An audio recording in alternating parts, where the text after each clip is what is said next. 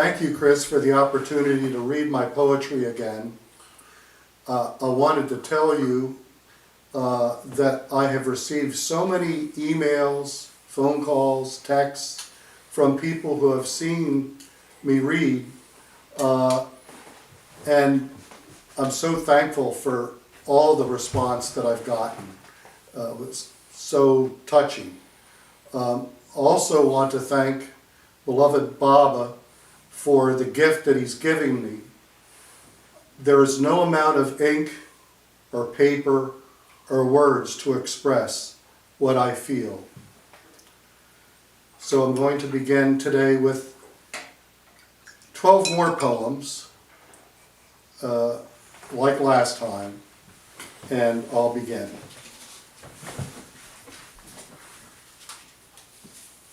I wrote this one a few days ago. Samadhi.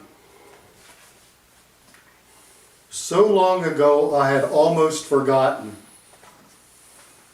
Was it the night of the full moon? I remember the light. How could there be so much light? The feel of my head on the cool marble. What did I give to you? What passed between us? As I stood at your threshold, stealing a last glance, you opened your arms and beckoned me back inside. You took my hand and then tied a string on my finger. What did you do to me? This desert is unbearable. I go about my daily business, and I am quite good at what I do. No one would know the difference, and who would sympathize anyway? A friend once told me my goose was cooked, and that I am now stewing in its juices. Is there any consolation? Only this. I remember it now as if it was yesterday. I am writing this because I see the string is still there, and I cannot resist any longer.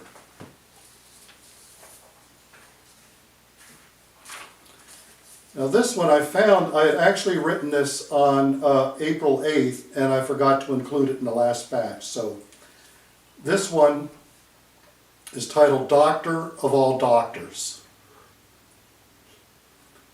How did it happen? Maybe a drop or two at first. I barely noticed. I did not see you.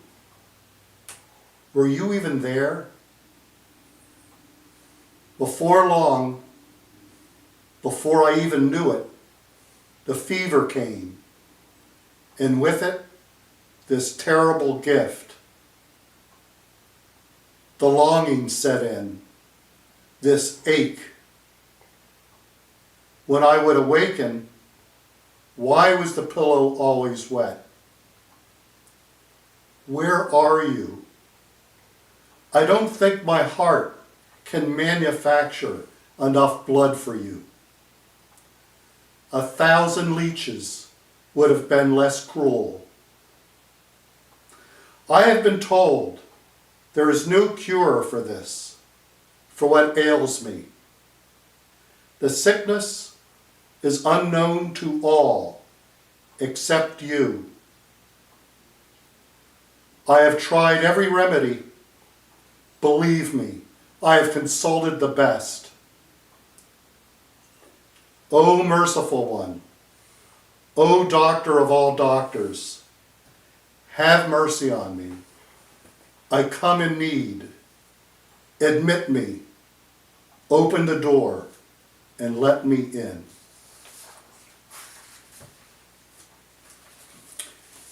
This next one is from 40 years ago.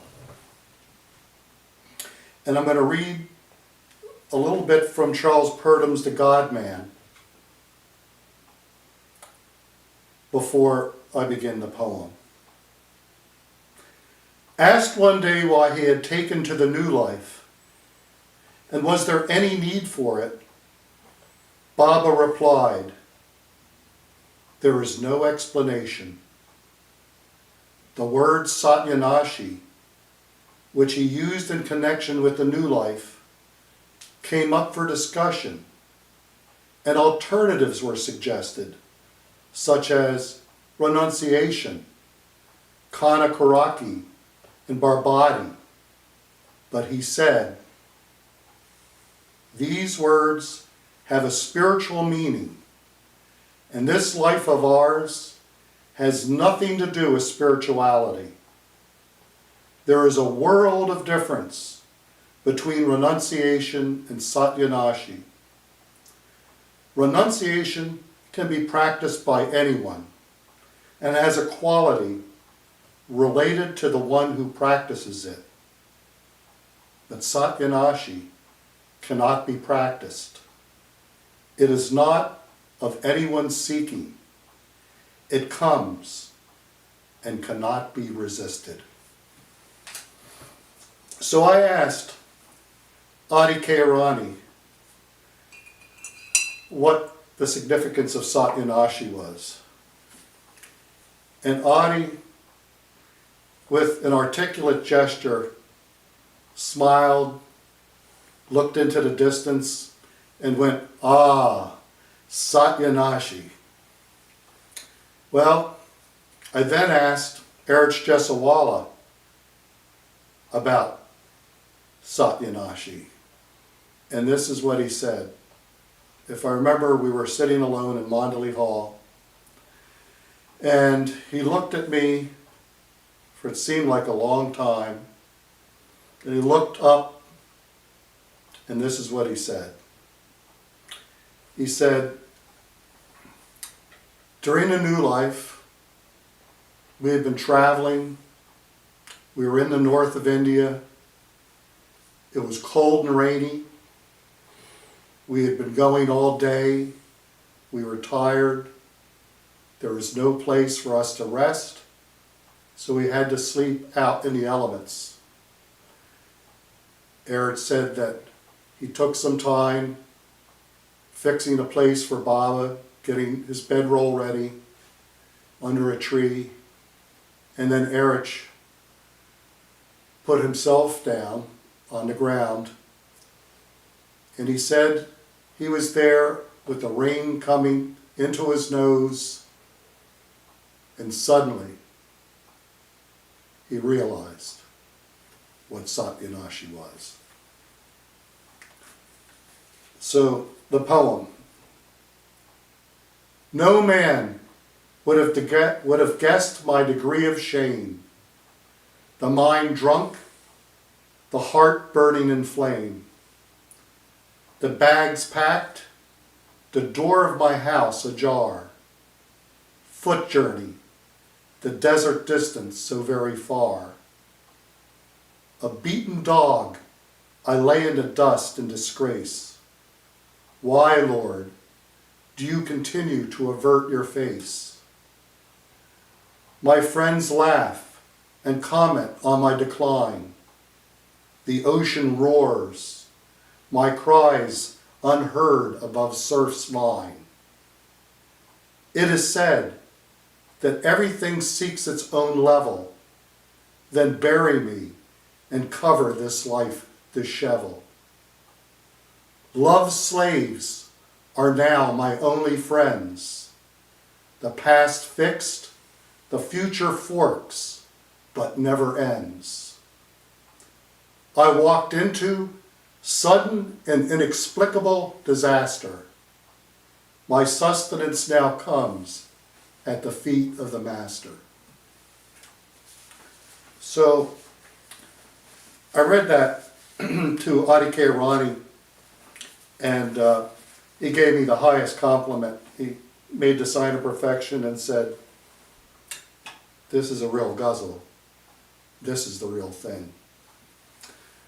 I also read it to Kitty Davey, And after reading it to Kitty, she asked me to read it again. She said, I want to remember it. The next is Lord of the Helpless. And there's a metaphor here. When I mention war, I'm talking about the war within. When I mention battle, I'm talking about the battle between the higher and the lower self. Lord of the helpless. This battle is fierce. This war is consuming me. I have taken off my armor, and a legion of new enemies await their opportunity to slay me. My banner is helplessness and hopelessness. Its flag is soiled and tattered. My constant calls go unheeded. I am weak and weary. I am not prepared to surrender, although I have no strength left. Through the smoke and haze, I see your sweet face as you arrive on your white horse and realize reinforcements are here. Behold, the Lord of the helpless.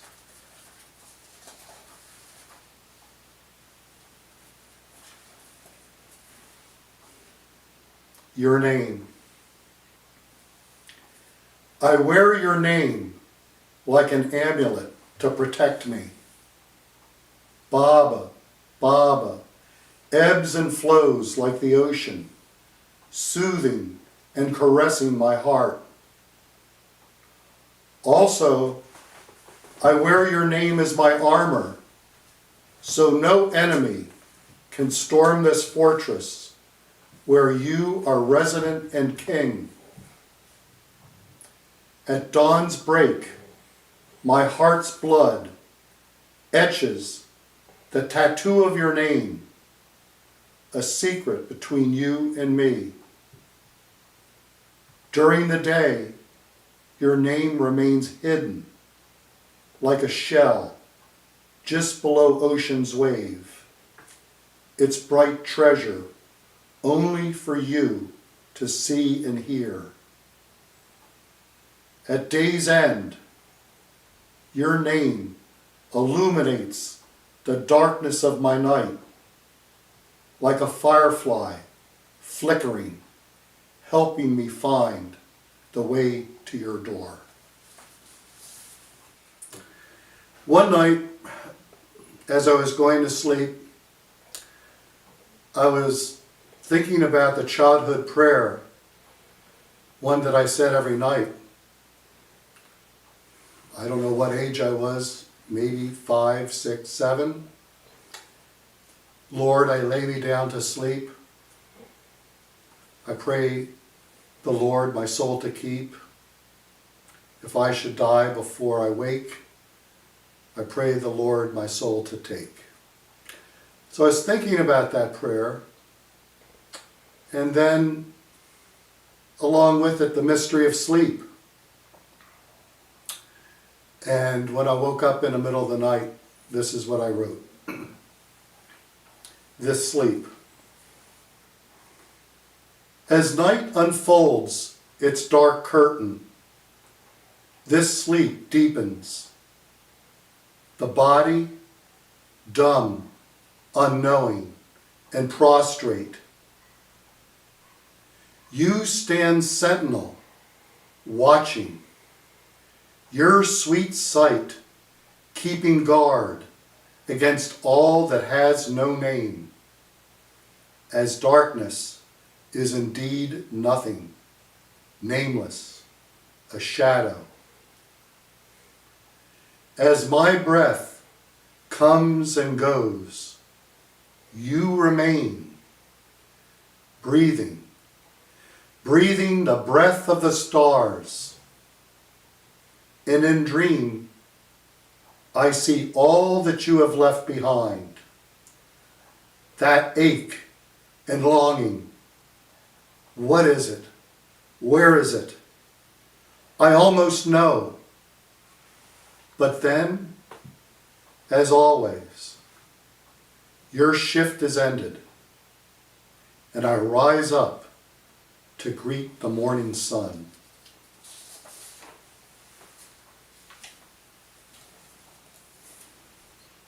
I called your name. I fell so that you would lift me up. I called your name so that I would no longer be lonely. I emptied my house so that it would be filled with your furniture. I ran from you so that you would catch me from behind. I wept so that you would dry my tears. I caught the hem of your garment so that we would always be together. I burnt like a candle so that you would fan my flames. I gave you the key to my house so that you could visit any time. I dreamt so that you would awaken me. I became sick so that you would heal me. I became naked so that you would cover me. I became me so that I would become you. Now there's a line in here that I took from a dream that I had, a daydream, and the line is, I ran from you so that you would catch me from behind. Many years ago, one afternoon I was sitting in a chair and I drifted off and had a vivid dream of Baba before me with long hair, Sadra, running from me. And I ran after him as fast as I could, much faster than I could in real life, that's for sure. I was running, but Baba was running faster. And it was like being on a globe, and Baba disappeared around, went out of sight around this globe. And I was running and running and running until finally I couldn't run any longer. I was out of breath, and the moment that I stopped, Baba came from behind and put his arms around me from behind, and then I woke up.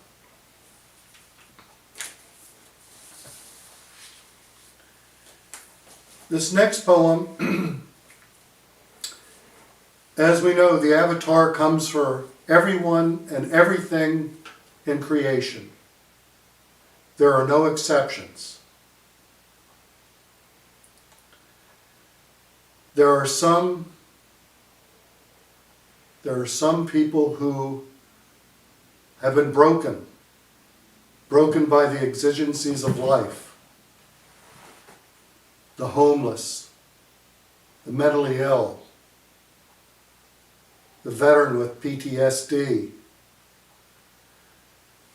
the inconsolable.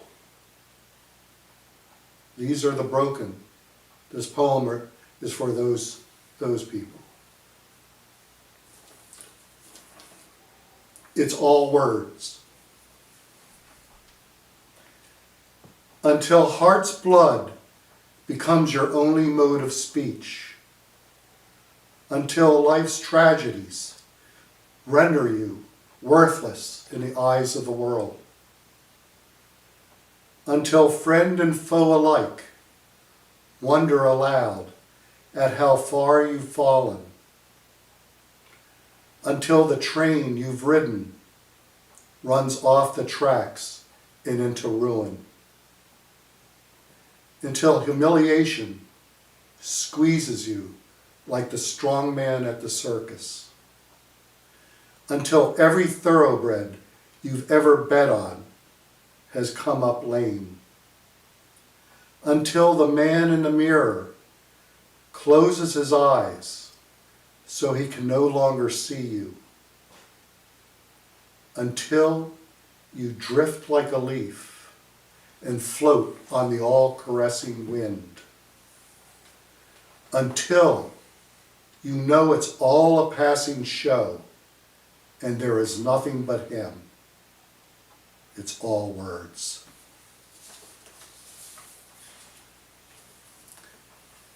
Now this next one is kind of interesting. It's a little different. On Silence Day, Anita started something with me a few years ago where she'd give me a theme or a subject and ask me to write a poem. And it's kind of fun, really. And it had to be spontaneous and done within a few minutes. So on this particular Silence Day last year, I got a phone call from an old friend. And since I don't think I've said more than like 5 words in 50 or 51 years that I kept silence, I didn't answer the phone. But I looked, and it was from somebody I hadn't heard from in a very long time, a dear friend who I'd been wondering, you know, what's up with this guy? Why haven't I heard from him? So anyway, Anita said, write a poem about a dream that becomes reality and a friend calls whom you haven't heard from in a long time, but he doesn't leave a message. So this is what I wrote. And I just titled it today. I didn't have a title for it. I titled it Waking Dream, Waking Dream. The years have concretized like the unread books piled in the corner of my room. Memories of things undone and words unsaid. I had a friend once. In dream, I saw him one night. Elusive, he slipped away before I could touch him, or at least appear to touch him. Dreams are like that. We know what we are and what we are doing. Duck walking, dream walking, it's all the same. Remind me after you forget about it, and I'll show you something you've never seen before or ever will. Like a man looking in a mirror before he wakes up, I can see clearly everything and nothing at the same time.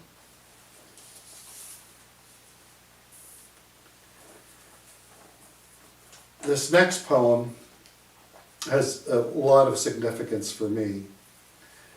We're now in May 21st, 1952.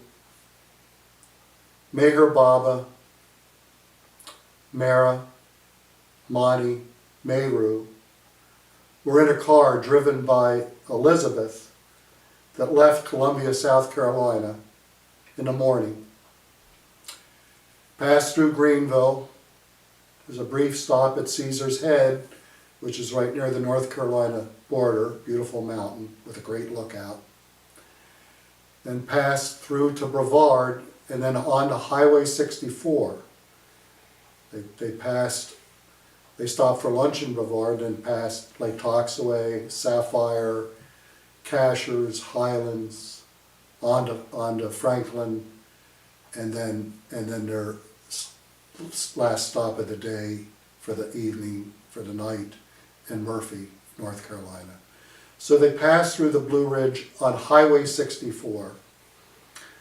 Anita and I are fortunate to have a little cottage in the mountains that sits above Highway 64. And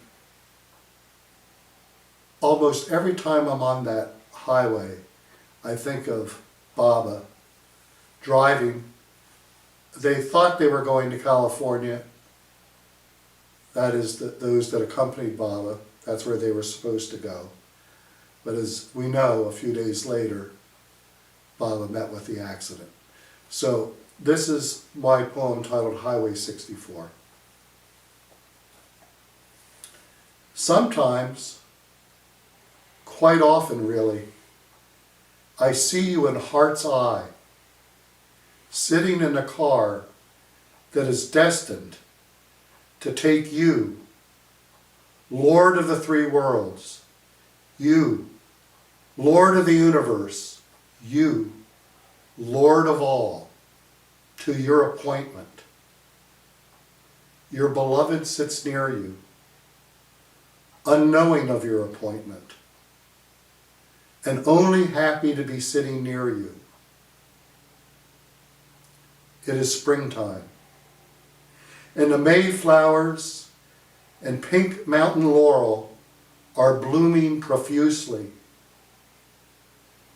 Are your windows rolled down so you can smell the perfume? It doesn't matter to your beloved. The only fragrance she cares for is yours. But you gesture out the window at the beauty. You, the creator of all things, have created this scenery for your beloved to see. And she notices, and she smiles and notices all. The rhododendron, the great oaks and cypresses, and yes, waterfalls and rock-faced mountains. All this is a backdrop for your pending appointment with destiny. There is still time to change this appointment, but you know it has to pass. And so, as the distant thunder rumbles and the spring showers drop their healing rain, you smile back at your beloved and gently take her hand. Sometime last year, Anita and I went to see a film. The name of it is Stan and Laurel, a BBC film about Laurel and Hardy. After they were retired, their last time together, a beautiful and touching film.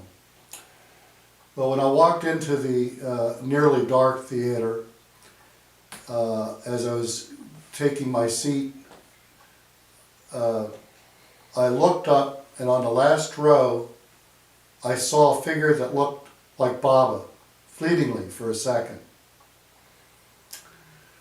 And so that's where this poem comes from.